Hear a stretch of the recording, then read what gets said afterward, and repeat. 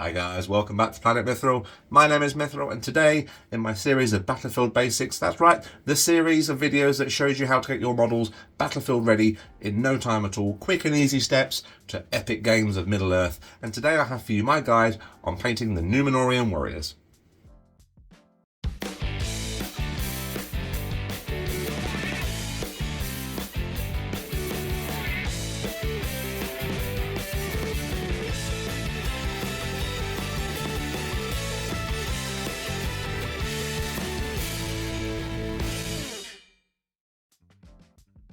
Well, I couldn't very well tackle High Elves last week and not tackle the second oldest sculpt in Middle-earth range as soon as I could now, could I? I couldn't do that to all you Last Alliance players out there. Now, another sculpt that's been around for decades at this point and has the unfortunate problem of lacking detail, especially, sadly, alongside the Spearman and Archer sculpts. The tabard and facial features fall a little bit flat by today's standards, but don't worry, I've got a recipe to get your Numenorean forces looking awesome and battle ready in no time. Mithril has your back, never fear. I'm working my Numenorean warrior off a black undercoat which I've applied with Chaos Black spray. Brush is ready, let's get to it. Okay, so I'm starting off my Numenorean warrior now, and I'm going to be tackling the dry brush stages first by giving the entirety of his cloak, trousers, boots, scabbard and the shield a base coat using Corvus Black, making sure my coverage is thorough and even across all these surfaces.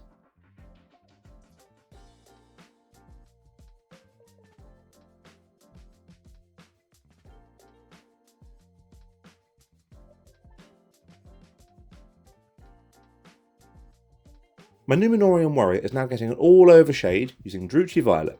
This will be slightly less harsh than a Nuln Oil shade would be here and work really well with the following highlight stage.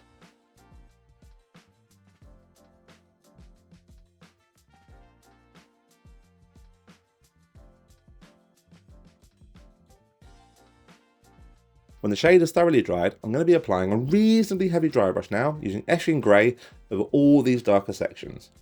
Now don't be afraid to get really in there with your dry brush. Aside from the cloak, there isn't a huge amount of sculpted detail, so you want to pick out as much as you possibly can here.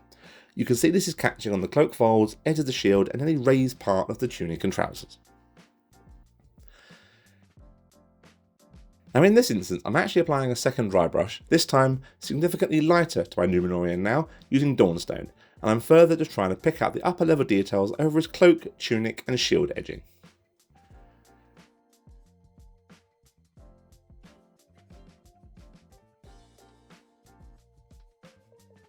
His face now is getting picked out using Bugmans Glow, making sure to cover all around the chin and inside the mouth here as well.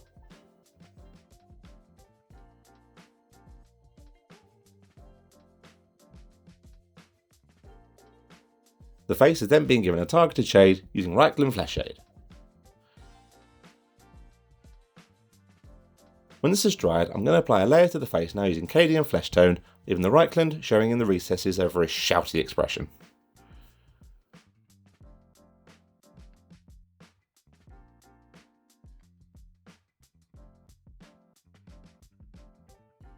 All the silver armour and details now are being base coated using Leadbelcher. This includes the inner helmet, framing and centre detail of the shield, arm and leg guards and the sword blade, as well as dry brushing this lightly over the chainmail that hangs down under his arms.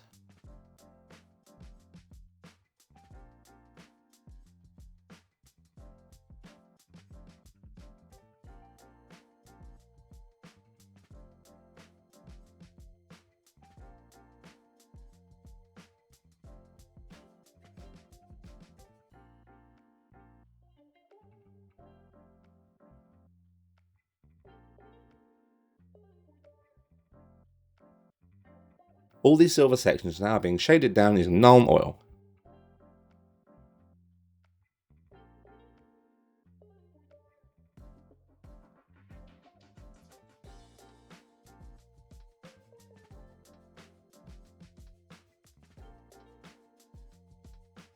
With my shade dry, I'm highlighting all the silvers, any ridges, edges, the shield frame and decals, and highlighting the blade using Runefang Steel.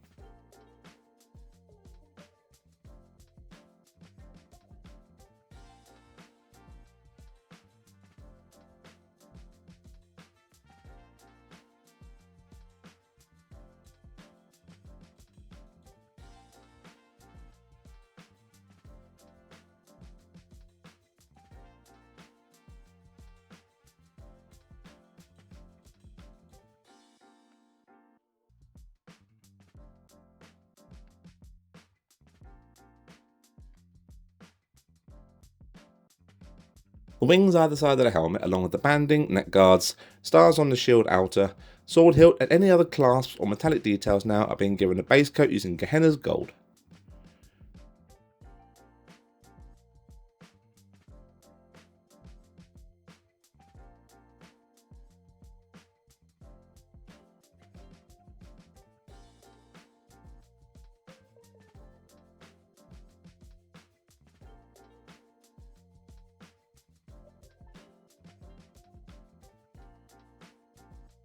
I'm now hitting all these gold sections with a shade using Reikland Fleshshade.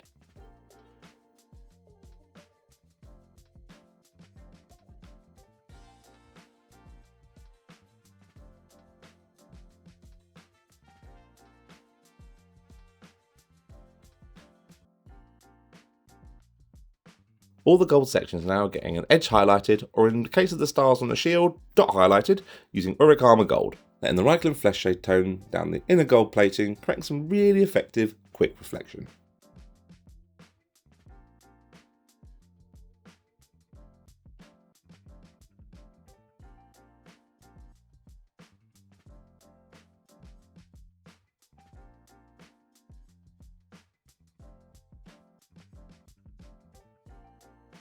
There is a trim which sits around the border of the tunic panels, as well as an emblem sitting in the centre of his chestplate.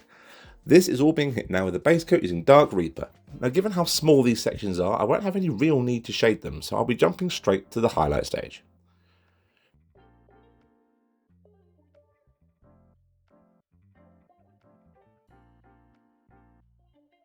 The outer edge of this trim is now being edge highlighted using Russ Grey, trying to be nice and precise here to avoid slipping onto any finished tabard areas.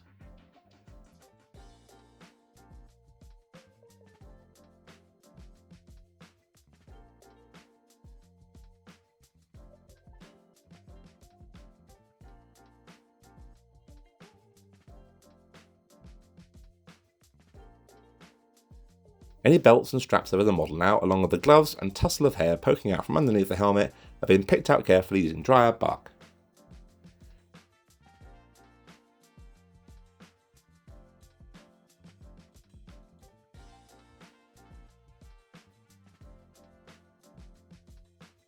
These leathers and the hair now are being shaded using Agrax Earthshade, mainly looking to catch the gloves and hair here and not being so worried about the belts.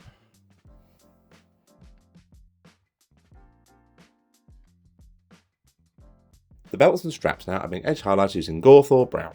I'm also taking time to separate out the fingers with this, as well as applying a super light, very targeted dry brush to the hair texture as well.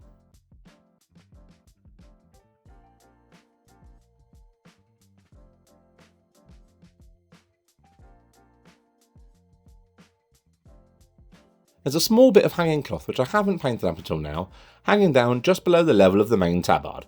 Now this could obviously be painted black like the rest of the model, but I wanted to break up the tone a little bit, so I've opted to pick this out using Rakarth Flesh.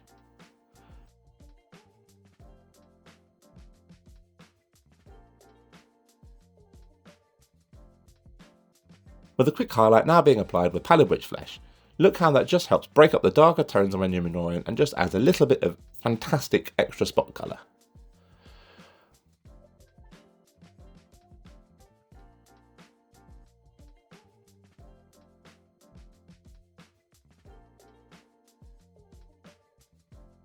There we are, a quick and easy way to create some awesome looking Numenorean warriors, and all that's left for you to do is base them however you see fit, whether that's grassland, cobblestone of Gondor, or even the ashy wastes of the slopes of Mount Doom. For tips and hints, please check out my basing videos also on the channel. Thank you guys so much for watching. I really hope you enjoyed today's little Battlefield Basics video. Don't forget to like, comment and subscribe, and hit the bell to make sure you never miss a Mithril upload. And thank you so much to all our patrons. Your support is greatly appreciated and helps us keep doing what we're doing for the channel. Until next time guys, take care, and as always, happy hobbying. Bye guys.